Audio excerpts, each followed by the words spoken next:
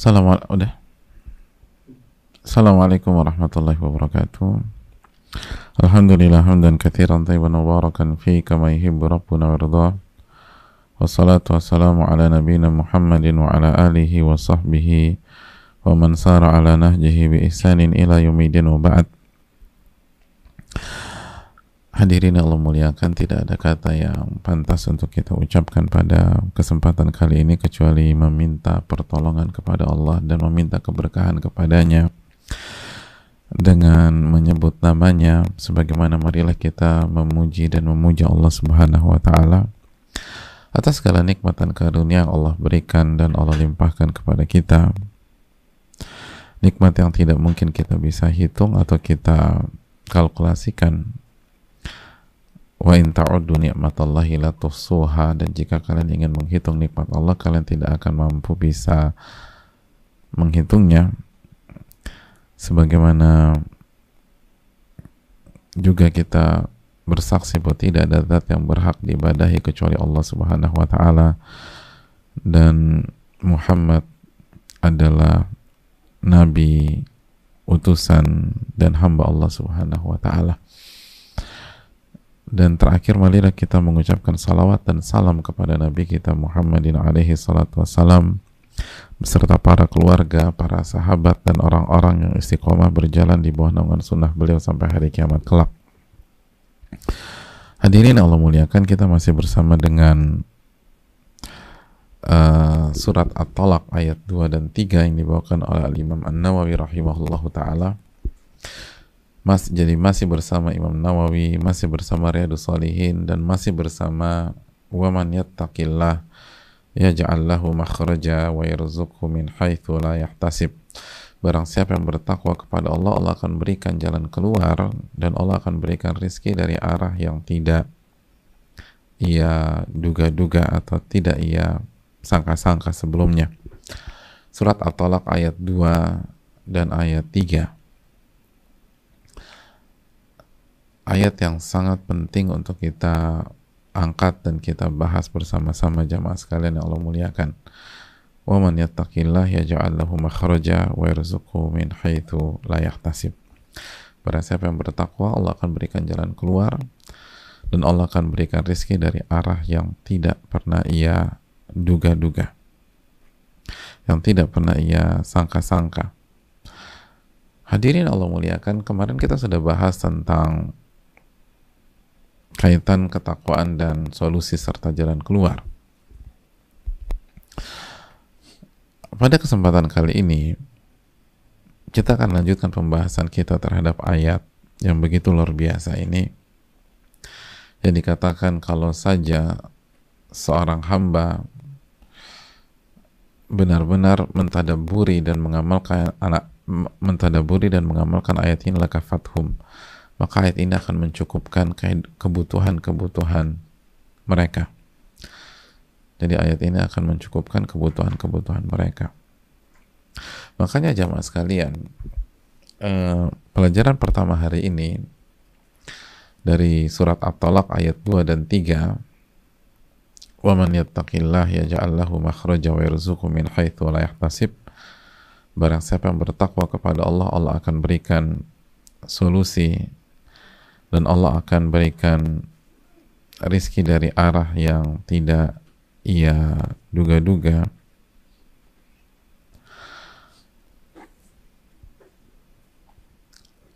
Allah Subhanahu wa ta'ala, atau mohon maaf, para ulama kita menyatakan dari ayat ini bahwa al-hajah ilal huda a'zam minal hajah ilal nasar war rizki.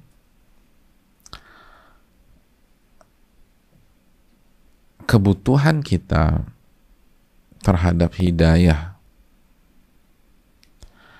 itu lebih besar daripada kebutuhan pada rizki, pada harta, pada materi. Jadi kata para ulama, jemaah saya ulang, al-haja ilal huda a'zam minal haja ilal nasar wa rizki. Kebutuhan terhadap hidayah itu lebih besar daripada kebutuhan pada kesuksesan dan materi atau harta benda. Bal la nisbata bainahuma, bahkan dua hal ini nggak bisa dibandingkan. Jadi udah nggak apple to apple gitu loh. Memang nggak pantas dibandingkan. Kenapa demikian? Kenapa para ulama menjelaskan bahwa kebutuhan terhadap hidayah lebih besar daripada kebutuhan terhadap materi, kebutuhan terhadap kesuksesan duniawi? Li'annahu idza hudiya kana minal muttaqin. Karena kalau orang sudah dapat hidayah, maka ia akan menjadi orang yang bertakwa. Dan jika dia bertakwa, dia akan mendapatkan surat At-Talaq ayat 2 dan 3 ini. Wa man yattaqillah yaj'al lahu makhraja wa yarzuqhu min haitsu la yahtasib. Barang siapa yang bertakwa, Allah akan memberikan solusi dari masalahnya. Allah akan berikan jalan keluar dari problematikanya, dan Allah akan berikan rezeki dari arah yang tidak pernah ia duga-duga sebelumnya. Dan angle yang sangat menarik dari para ulama kita. Jadi kebutuhan terhadap hidayah itu lebih besar, lebih urgent, lebih darurat daripada kebutuhan terhadap kesuksesan duniawi dan harta, materi, dan lain-lain. Kenapa demikian? Karena kalau kita dapat hidayah, dipastikan kita akan mendapatkan solusi dan rezeki. Dipastikan kita akan mendapatkan solusi, dan orang tuh kalau dapat solusi terus, sukses juga lama-lama. Dia akan sukses. Setiap ada masalah dapat solusinya, ada masalah solusinya, udah. Dia akan juara di bidangnya. Dia akan juara di bidangnya. Dia akan berhasil di bidangnya. Dan dia dapat rezeki. Tapi belum tentu sebaliknya. Orang dikasih materi segala, belum tentu dikasih hidayah. Orang dikasih kesuksesan secara duniawi, belum tentu dikasih hidayah. Dan itu sebuah hal yang sangat jelas. Mereka nggak sholat, mereka nggak dekat sama Allah. Dan akhirnya mereka kehilangan hal yang paling indah di dalam dunia, yaitu ma'rifatullah, mengenal Allah dan beribadah kepada Allah Subhanahu wa taala. Jadi ini pelajaran yang sangat penting, bahwa kebutuhan terhadap hidayah jauh lebih besar daripada kebutuhan terhadap kesuksesan duniawi dan materi. Maka ini yang harus dikejar. Begitu orang dapat hidayah, dia akan bertakwa. Begitu dia bertakwa, ya ja'allahu makhraja, dia akan dapat solusi. Wa yarzuqhu min haitsu la yahtasib, dan dia akan mendapatkan rezeki dari arah yang tidak ia duga-duga sebelumnya. Ia akan mendapatkan rezeki dari arah yang tidak ia duga-duga sebelumnya. Oleh karena itu, hadirin Allah muliakan, ini yang perlu kita camkan bersama-sama, bahwa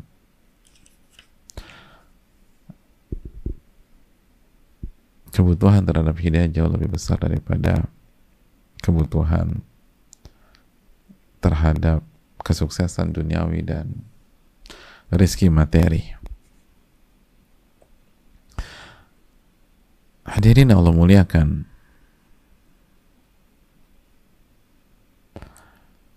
pelajaran yang berikutnya, oleh karena itu Al-Imam Asy-Syafi'i rahimahullahu ta'ala, Al-Imam Asy-Syafi'i pernah mengatakan, dan bisa dicek dalam As-Siyar, man lam yu'izzahu taqwa fala izzalah. Barang siapa yang tidak dimuliakan oleh ketakwaan, maka tidak ada kemuliaan sama sekali terhadap dia.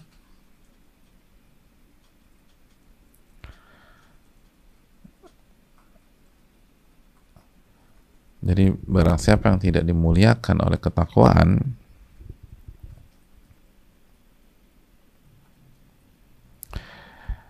maka tidak ada kemuliaan sama sekali pada orang tersebut.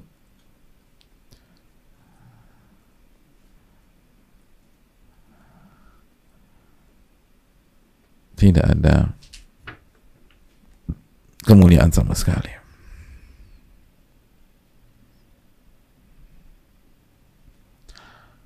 tidak ada kemuliaan. Karena itu tadi, dengan kemuliaan akan ada solusi,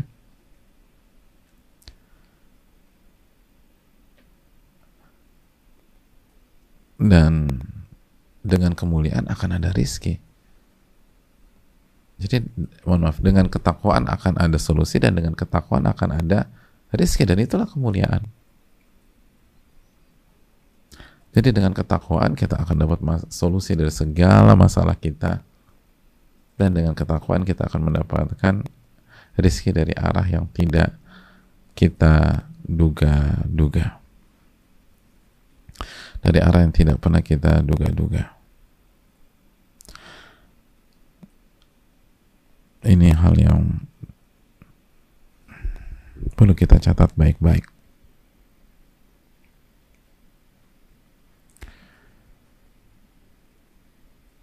Hadirin Allah muliakan,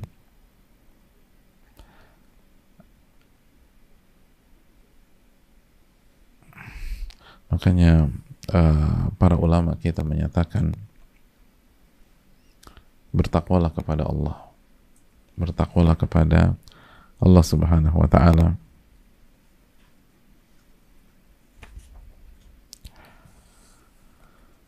fa inna qalila hadzal amr ma'a taqwallahi katsir. Karena sedikitnya sesuatu dengan ketakwaan maka dia akan jadi banyak. Wa katsirahu ma'a ghairi taqwallahi qalil. Tapi hal yang banyak tapi tanpa ketakwaan jadi sedikit. Makanya fokus pada ketakwaan, bukan fokus pada kuantitas.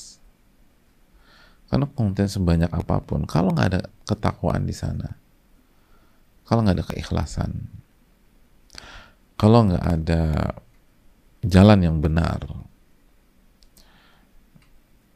kalau justru isinya maksiat, isinya kemungkaran, sedikit, dan nggak ada jalan keluar, dan nggak ada rizki, tidak ada rizki. Tapi sedikit, tapi bertakwa, Allah kasih jalan keluar nanti berkembang deh, nanti berkembang. Lalu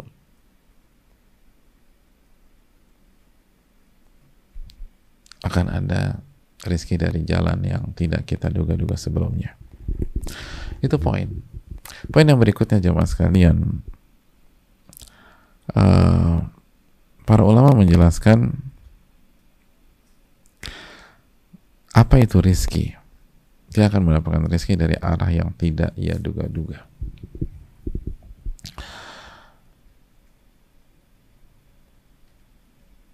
Kata para ulama, ar-rizki ismun likulli ma yugtadha bihil insan.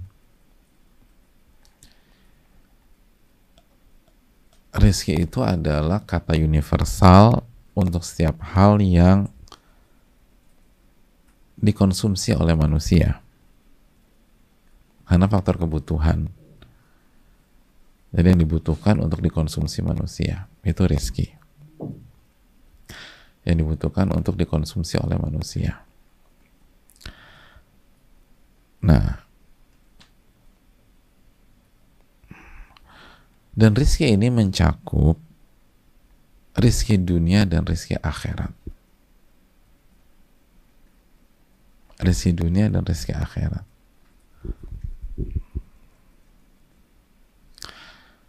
Jadi ini mencakup rizki dunia dan rizki akhirat.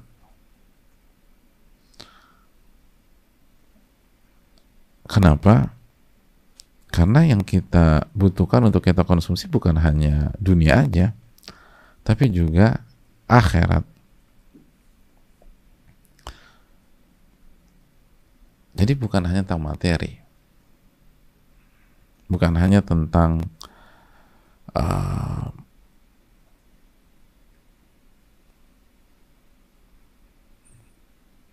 uang, bukan hanya tentang jabatan, bukan hanya tentang barang, bukan tentang sandang, pangan, papan, tapi juga surga. dan segala fasilitas yang ada di akhirat kelak.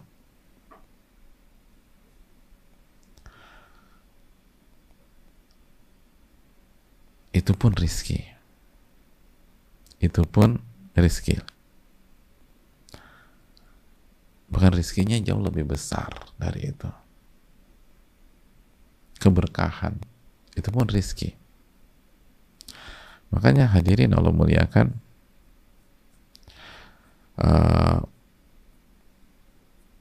para ulama kita seperti Ibnu Uyainah, Sufyan bin Uyainah, ketika menjelaskan ayat ini, beliau bilang makna Allah akan berikan rezeki dari arah yang tidak ia duga-duga adalah keberkahan dalam rezeki.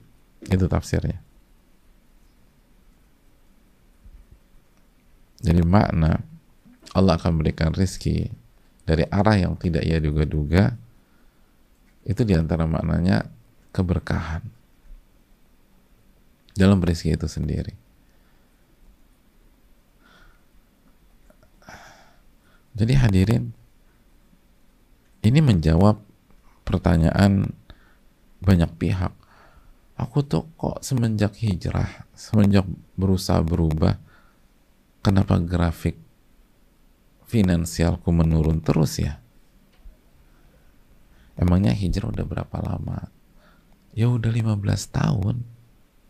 Kalau 1-2 tahun sih masih mending. Mungkin butuh waktu. Tapi ini udah 15 tahun dan kondisinya turun. Konsumenku mulai menjauhiku karena barangku nggak sesuai dengan selera mereka. Bisa sih aku sesuaikan dengan selera mereka, tapi kena lagi, kena yang haram, itu nggak diridhoi oleh Allah dan seterusnya. Jadi turun aja. Akhirnya ambil dari tabungan anak-anakku, ambil dari tabungan pendidikan mereka untuk masa depan. Ini gimana? Wa man yattaqillaha yaj'al lahu makhraja wa yarzuqhu min haitsu la yahtasibnya di mana nih? Nah, coba renungkan ucapan Al-Imam Ibnu Uyainah. Al-Imam Ibnu Uyainah, Sufyan bin Uyainah. Jadi bisa jadi bukan angkanya yang Allah tambah, tapi keberkahannya yang Allah berikan. Dan ini masuk ke dalam narasi min haitsu la yahtasib, dari arah yang dia nggak duga-duga. Kenapa? Karena mayoritas orang itu menduga rizki itu materi. Nah, kan masuk kan poin. Mayoritas orang menduga bahwa rizki itu angka. Dari 1 juta ke 10 juta. Loh enggak, belum tentu seperti itu. Bisa tetap 1 juta. Tapi kemampuan 1 juta kita itu mengalahkan kekuatan 20 juta yang dimiliki oleh orang lain per bulan. Diberkahi sama Allah. Diberkahi. Memang semenjak hijrah tuh kondisi turun, apalagi pandemi sekarang. Tapi kalau Allah berkahi itu harta, waduh.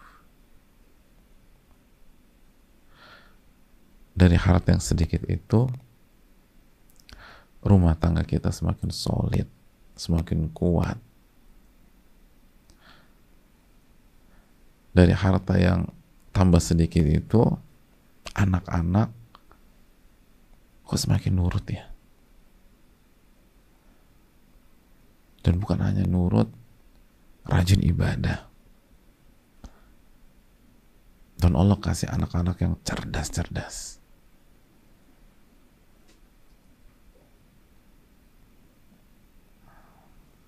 Berkah.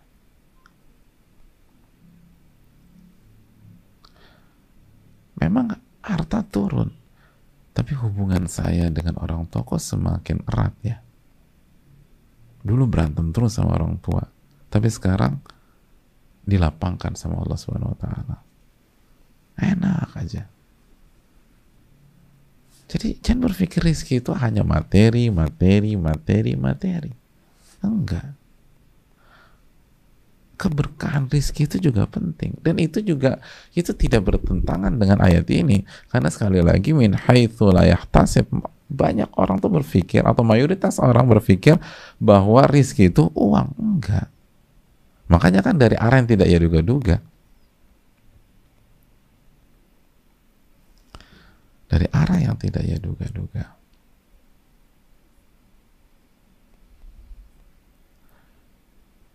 Karena galau diberhentikan hari itu, bingung mau kemana, akhirnya mampir ke masjid. Masjid ada kajian, dapat hidayah di situ.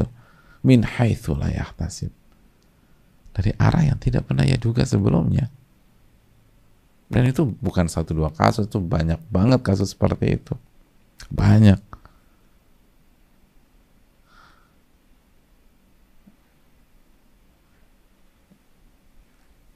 Rizki dunianya Allah syaratkan, rizki akhiratnya Allah lapangkan.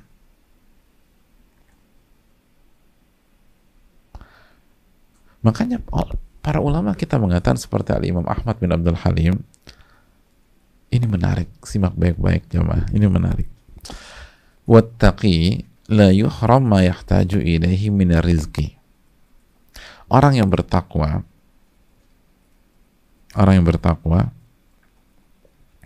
itu tidak akan dihalangi dari rizki yang menjadi kebutuhannya. Nggak akan.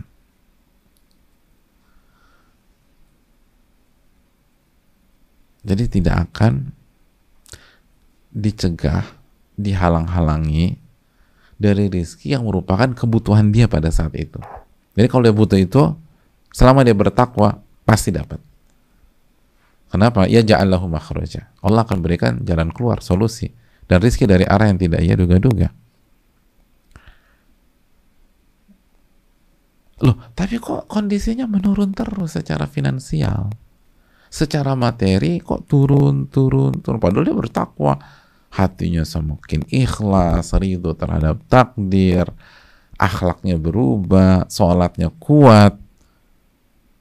Lihat kata para ulama, wa innama yuhma min fudulid dunya rahmatan bihi wa ihsanan ilaih. Kondisi finansialnya menurun itu sebenarnya penjagaan dari Allah dari hal-hal yang tidak bermanfaat dari dunia, dari overdosisnya dunia, sebagai kasih sayang dan kebaikan Allah kepada dia. Karena pada saat itu yang dia butuhkan cuma segitu. Kalau ditambah, bisa kontraproduktif. Bisa lupa ngaji nih orang. Bisa nggak tahajud nanti malam. Bisa ribut sama istri gara-gara barang, gara-gara duit. Dengan pas-pasan anak-anak ada dapat uang jajan, udah cuma bekal aja.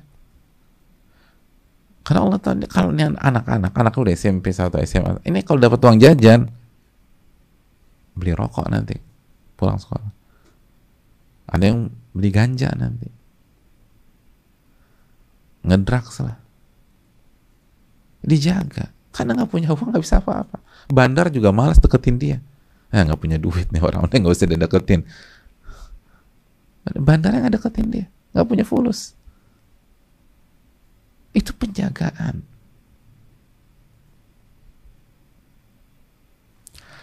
Fa'inna tawsi'ar rizki qad yakunu madarra ala sahibi. Karena bisa jadi rizki yang lapang itu justru ngerusak yang punya.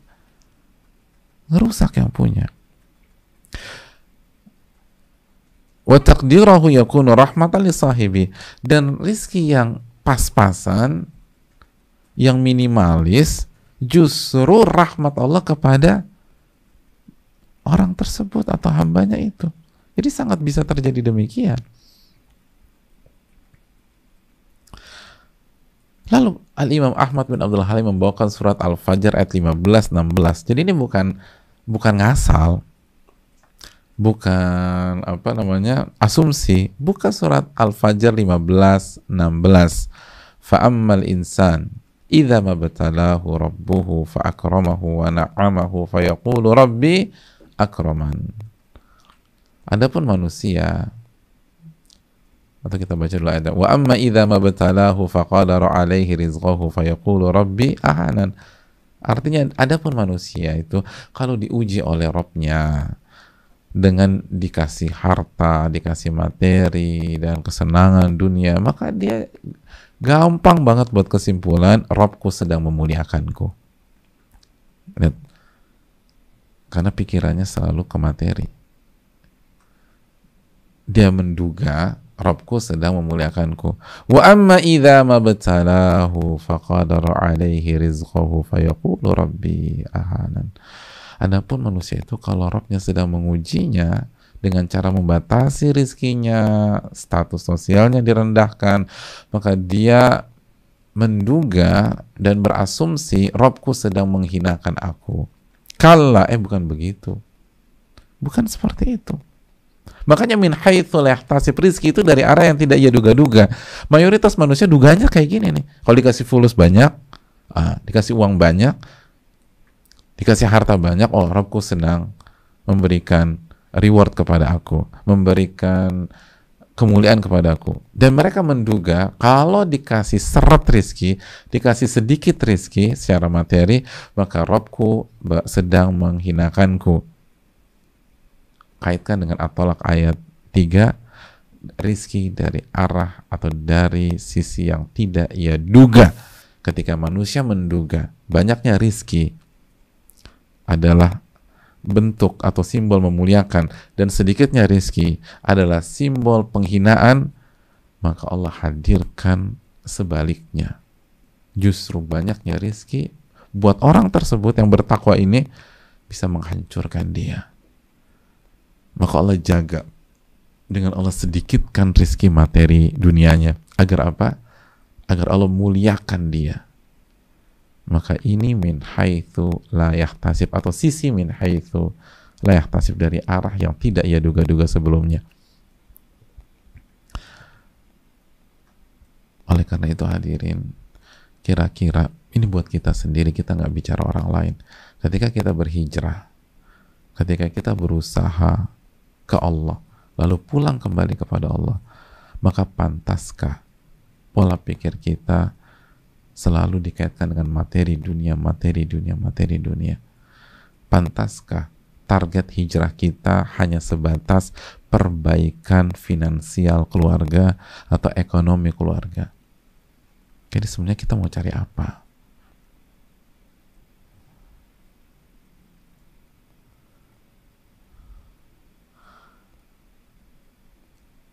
Makanya Al-Imam Ahmad melanjutkan, falaisa kullu man wusi'a alaihi rizquhu yakunu mukarrama. Tidak setiap orang yang dikasih rizki materi yang banyak itu berarti dimuliakan. Wala kullu man qudira alaihi rizquhu yakunu muhana. Sebaliknya, tidak setiap orang yang rizki materinya disempitkan itu berarti dia dihinakan. Bal qad yuwassa alaihi rizquhu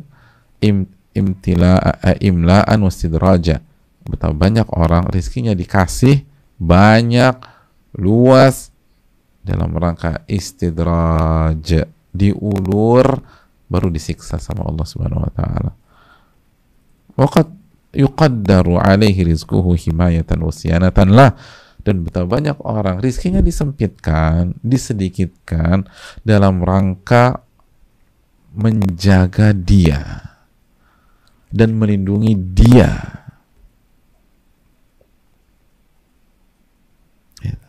Menjaga dia dan melindungi dia. Karena nggak punya uang, maka ketika teman-teman segengnya rencana traveling ke luar negeri, dia nggak ikut. Gara-gara nggak punya duit. Yang lain punya duit, dia nggak punya duit. Dia nyesal, padahal ketika di sana mereka zina, mereka minum khamar. Teman-teman segengnya zina, minum khamar, clubbing, segala macam, bebas, judi. Jadi ketika ketidakpunyaan duitnya dia pada saat itu menyelamatkan dia, menolong dia. Kalau dia punya fulus, Kalau dia punya uang, dia udah berangkat tuh. Begitu berangkat tuh udah maksiat. Dan ini bukan satu dua kasus. Mungkin di antara kita alami itu. Awalnya kita kesel. Aduh, kenapa sih rencananya pas sekarang, pas aku nggak punya uang? Coba tahun lalu, aku lagi banyak uang. Nggak usah tahun lalu, 3 bulan yang lalu deh masih banyak uang. Sekarang nggak punya uang. Pada pergi tuh teman-teman. Itu menyelamatkan.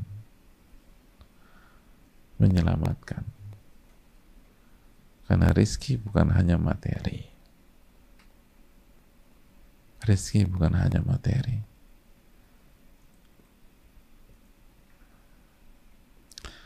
Rizki bukan hanya materi. Hadirin Allah muliakan. Makanya para ulama kita menyatakan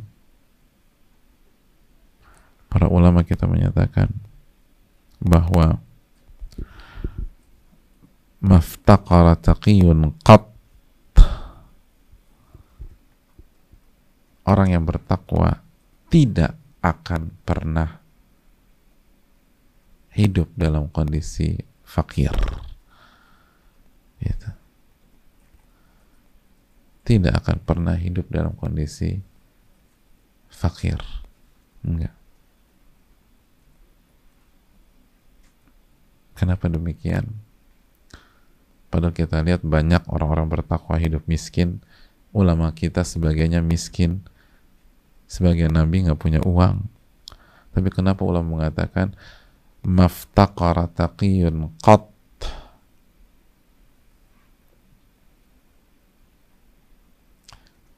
Setidaknya kita bisa sebutkan 2 alasan. Yang pertama, bahwa sebagaimana keterangan Imam Ahmad bin Abdul Halim di atas,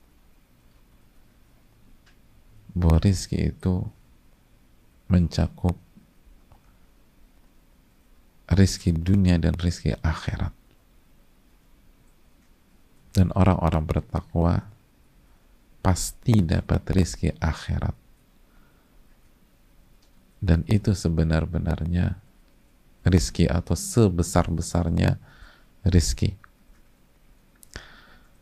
Dan miskinnya dia di dunia ternyata bentuk penjagaan Allah agar dia tidak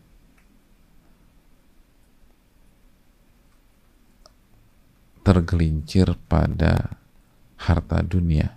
Karena Allah yang paling tahu kondisi seseorang, mental seseorang terhadap harta.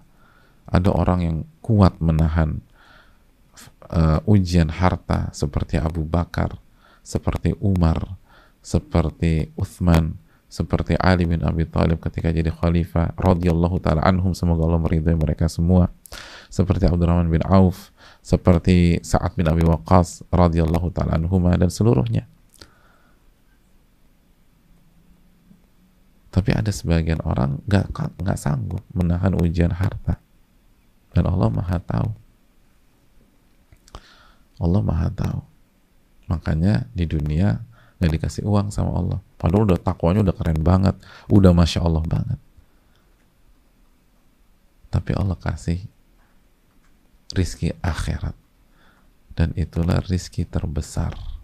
Coba kita buka surat At-Talaq ayat 11. Ketika Allah Subhanahu wa taala berfirman di dalam surat At-Talaq ayat 11 tentang masalah rizki,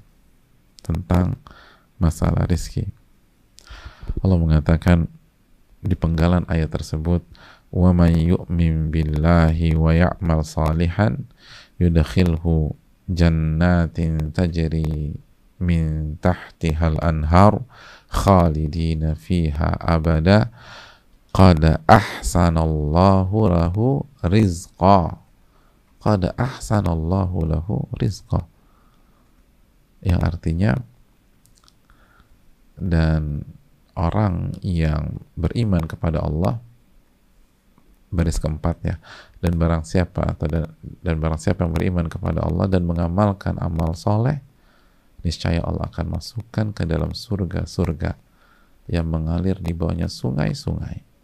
mereka kekal di dalamnya selama-lamanya. Apa tuh berikutnya? Qad ahsanallahu lahu rizqa. Sesungguhnya Allah telah memberikan rizki terbaik buat dia. Ahsan, ihsan. Ihsan tingkatan tertinggi kan. Jadi Allah telah memberikan rizki terbaik buat dia. Itu rizki terbaik. Jadi nggak ada ceritanya orang bertakwa fakir, nggak ada. Kecuali kalau kita menyempitkan makna rizki hanya untuk materi dunia, gitu nggak ada. Itu dikatakan para ulama, nggak ada ceritanya orang bertakwa itu fakir, nggak ada. Nggak ada ceritanya orang bertakwa itu fakir. Orang bertakwa itu pasti dikasih rizki sama Allah, pasti. Itu alasan pertama. Alasan yang kedua, adapun di dunia jamaah, adapun di dunia, maka inti kekayaan dan kemiskinan itu adalah hati dan rasa, bukan materi dan angka itu.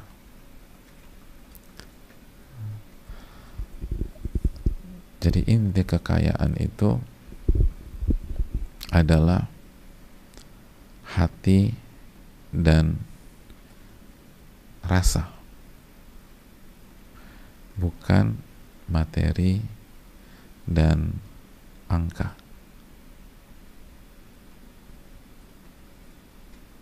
Keliru orang yang mengatakan kaya itu pada angka, bukan. Kaya itu hati dan rasa.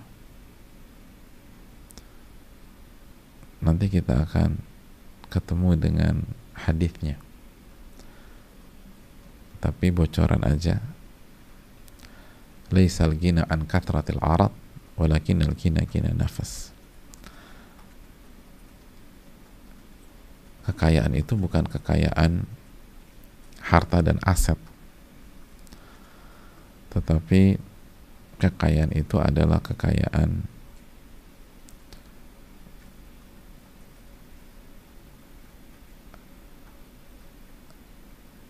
jiwa, kekayaan jiwa, kekayaan hati itu. Maka orang yang bertakwa nggak mungkin jadi orang fakir, karena jiwanya itu kaya walaupun nggak punya uang. Lihat nih, asal benar-benar bertakwa ya, bukan hanya penampilan aja. Ia nggak akan ngeluh, ia akan optimis, ia akan tenang, ia akan nyaman. Lihat, padahal nggak punya apa-apa, padahal nggak tahu besok mau makan apa, nggak punya uang buat besok. Tapi kalau orang itu benar-benar bertakwa, yakin sama Allah, oh tenang, enak, bahkan lebih tenang daripada orang kaya secara materi. Lihat. Dan bukan berarti santai, enggak. Bukan berarti nggak berusaha, nggak berikhtiar, nggak punya effort, nggak berjuang. Enggak, dia berjuang. Tapi tenang aja deh. Karena hati yang kaya. Itu tadi. Orang min haitsu la yahtasib. Allah akan kasih rezeki dari arah yang nggak pernah mereka duga. Jangan berpikir materi terus.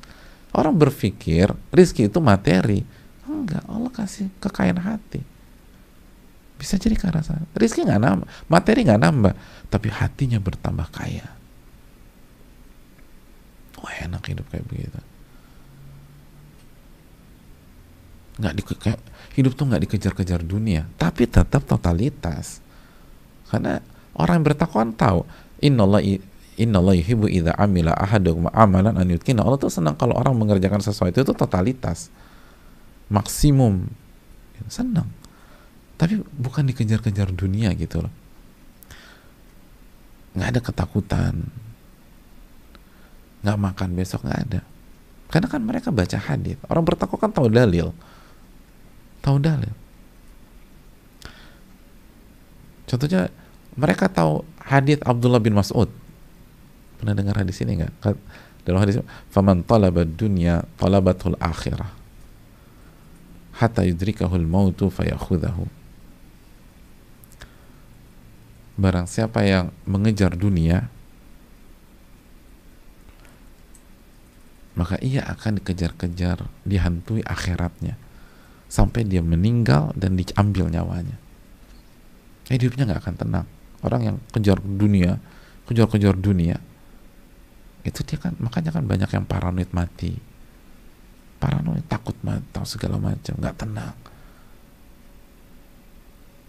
Pokoknya hidupnya takut aja, dan kejadian nanti mati dia. Dan sebaliknya, waman talabal akhirah, simak baik-baik penggalan berikutnya. Waman talabal akhirata talabathu dunya. Dan barang siapa yang hidupnya mengejar akhirat, itu dunia ngejar-ngejar dia dari belakang. Masya Allah.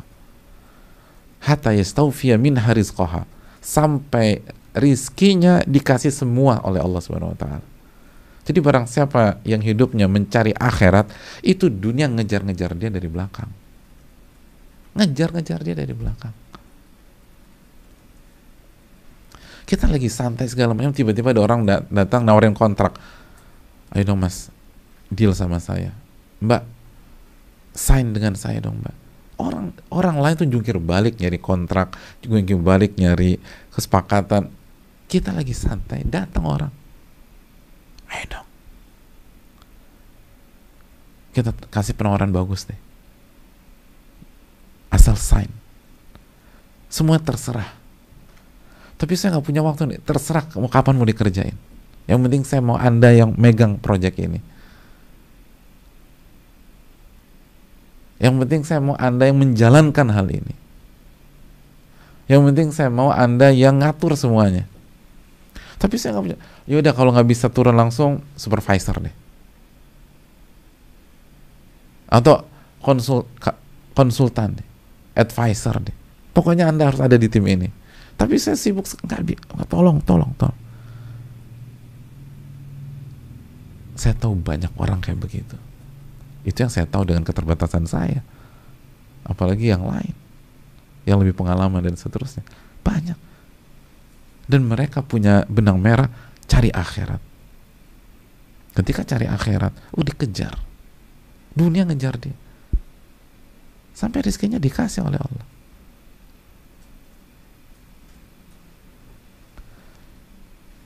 Ketika sebagian pihak masukin lamaran ke A, masuk lamaran ke B, ke C, ke D, ke E, nggak dijawab-jawab. Ada sebagian orang itu matikan handphone, terus matikan handphone, lalu minggu depannya dia buka handphonenya, itu WA atau email masuk semua dan menawarkan kerjasama lah, menawarkan kontrak lah, menawarkan kerjaan lah, menawarkan proyek lah. Dan bukan menawarkan, minta tolong gabung sama kita, yang lain tolong gabung sama kita. Orang minta, dia sengaja matiin handphonenya, dia nggak buka emailnya. Begitu dia buka, di waktu yang sama orang setengah mati nyari. Dan ini ada haditsnya, itu bukan fenomena alam kebetulan, enggak. Dibawakan Al-Mundhiri dalam Targhib wa Tarhib.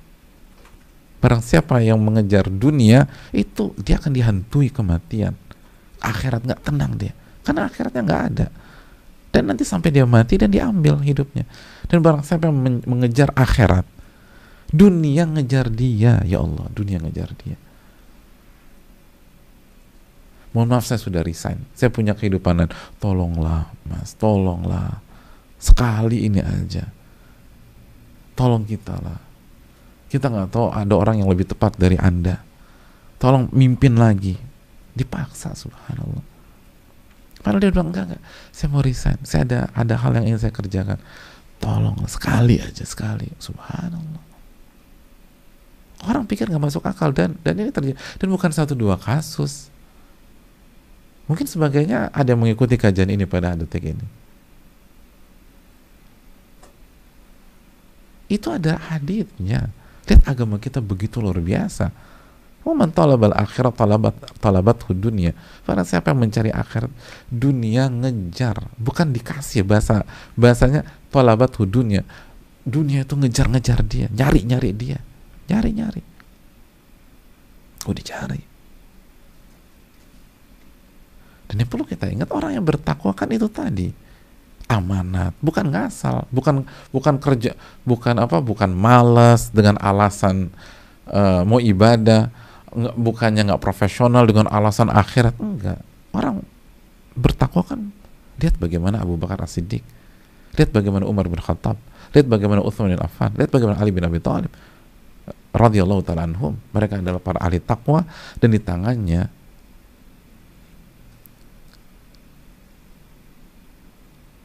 Islam menjadi kekuatan yang sangat diperhitungkan dunia.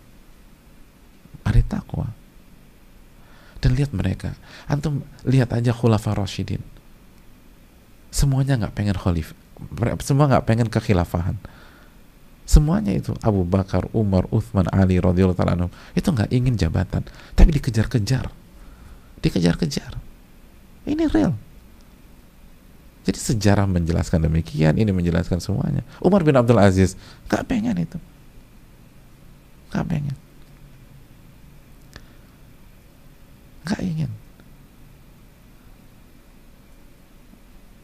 Hasan bin Ali radhiyallahu ta'ala anhu, cucu Rasulullah SAW, ngasih kekuasaan kepada Muawiyah. Mereka dikejar-kejar dunia, benar, itu real. Bukan majas hiperbola, ini real. Mereka dikejar-kejar dunia, dan sebagian kita ngerasain itu. Kita nggak ngapa-ngapain, bahkan kita menghindar, dikejar sama dunia. Kita menghindar. Tadi kita cuma duduk di rumah mungkin ya, tapi sebagian orang dia ngumpet, dikejar sama dunia. Dia ngumpet, dia pergi kemana, dicari orang. Ternyata lo di sini, gue cariin lo kemana-mana. Ini nih ada kerjaan buat lo. Pernah nggak kita dengar kalimat-kalimat sederhana begitu? Kita lagi menghindar orang, tiba-tiba ketemu, gue udah duga lo ada di sini. Pasti kalau lo lagi nggak pengen ditemuin, lo main ke sini. Ini nih bro, ada kerjaan. Loh, ada kerjaan lagi. Bener, lagi ngumpet, ada kerjaan. Ada kerjaan. Karena nyari akhirat. Makanya karena Nabi SAW, atau dalam hadis Abu Sa'id Al-Khudri, "Lau farra ahadukum min rizqihi adrakahu kama yudrikul maut." Apabila salah seorang dari kalian kabur dari rizkinya, maka rizkinya akan mengejar dia sebagaimana maut mengejar dia. Itu. Rizki akan ngejar. Asal kita bertakwa deh. Rizki akan ngejar. Maka bertakwa kepada Allah. Dan cari akhirat.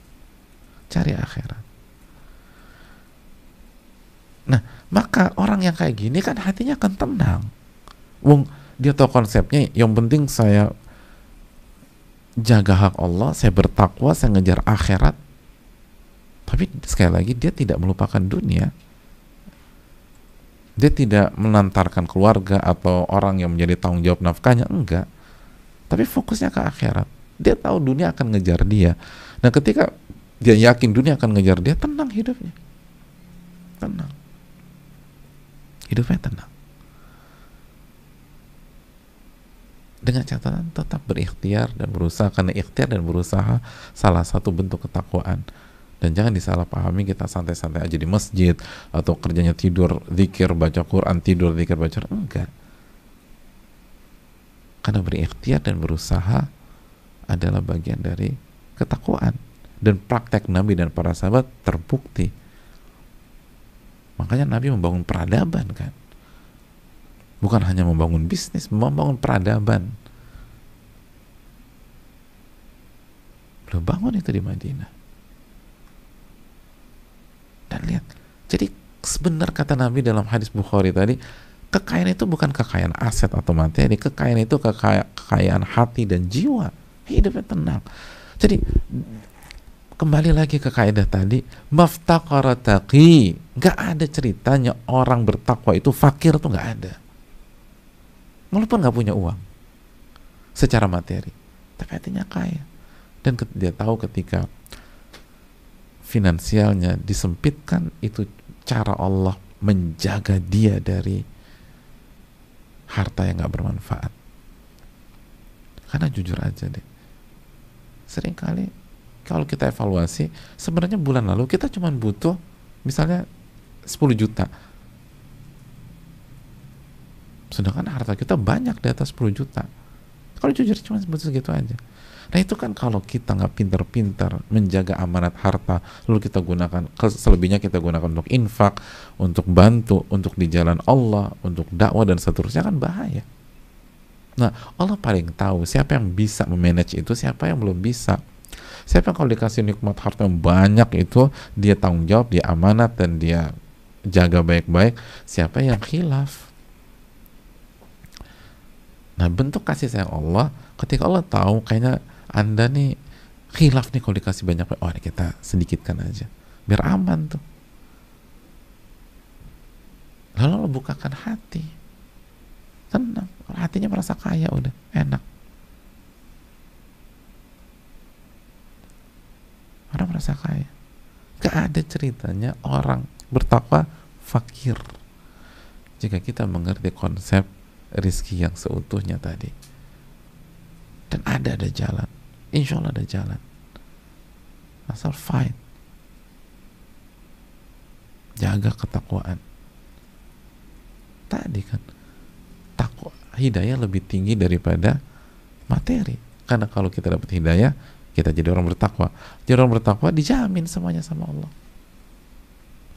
Makanya jangan terlalu pakai logika dan pemikiran, walaupun logika itu bagus, tapi yang membuat kita galau, kita lebih mengedepankan logika kita, analisa kita dan perhitungan kita, apalagi dalam kondisi pandemi atau resesi yang menghantui kita pada saat ini, dibanding berusaha menjadi orang yang bertakwa.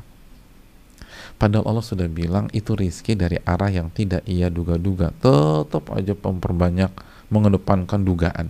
Allah udah bilang rizki itu dari arah yang tidak Anda duga-duga. Rizki itu dari arah yang tidak Anda pikirkan sebelumnya. Jadi tugas kita bertakwa dan serahkan sama Allah, dan gak usah terlalu banyak dipikirin. Memikir tuh penting, tapi semua yang overdosis tuh gak bagus, gitu aja. Semua yang overdosis tuh gak bagus. Kayak sholat subuh tuh harus wajib, tapi kalau sholat subuhnya overdosis 3 rakaat, semua ulama bilang Anda sesat.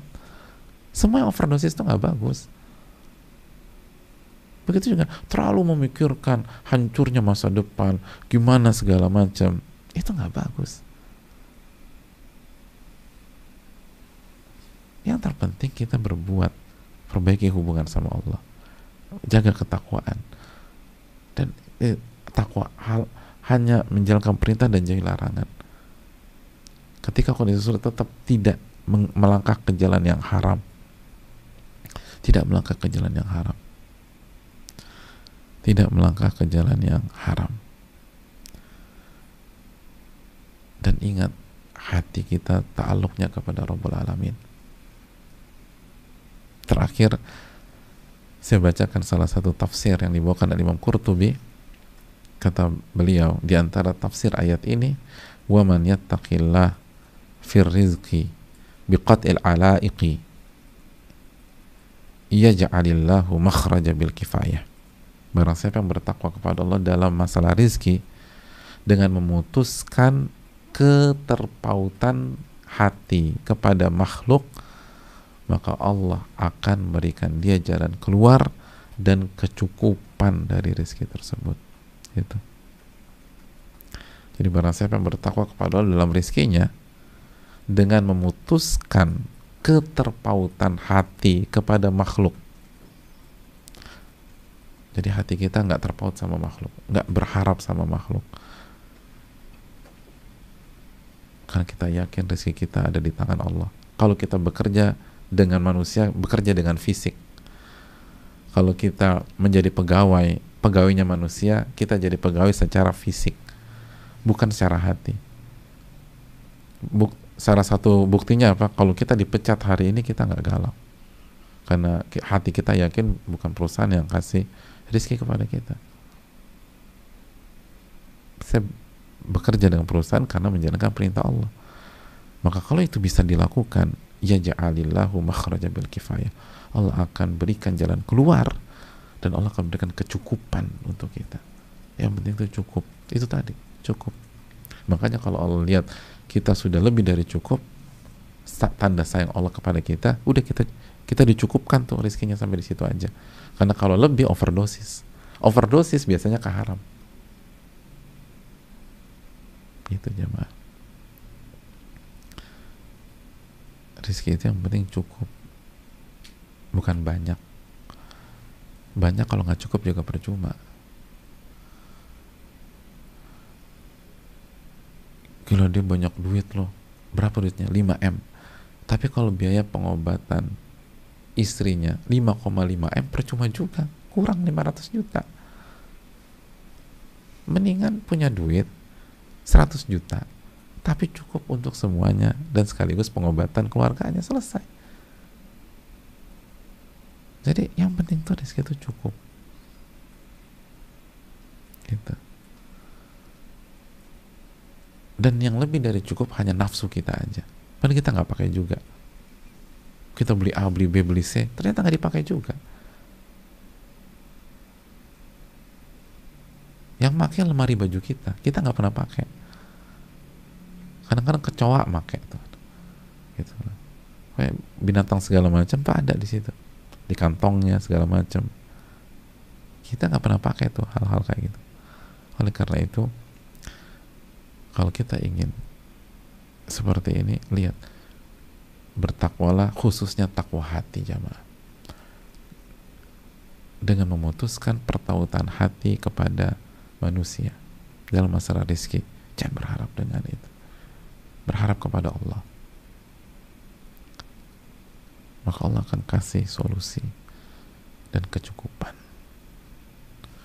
Ini bisa disampaikan, semoga bermanfaat dan semoga Allah memberikan kita ilmu yang bermanfaat dan menjauhkan kita dari ilmu yang tidak bermanfaat.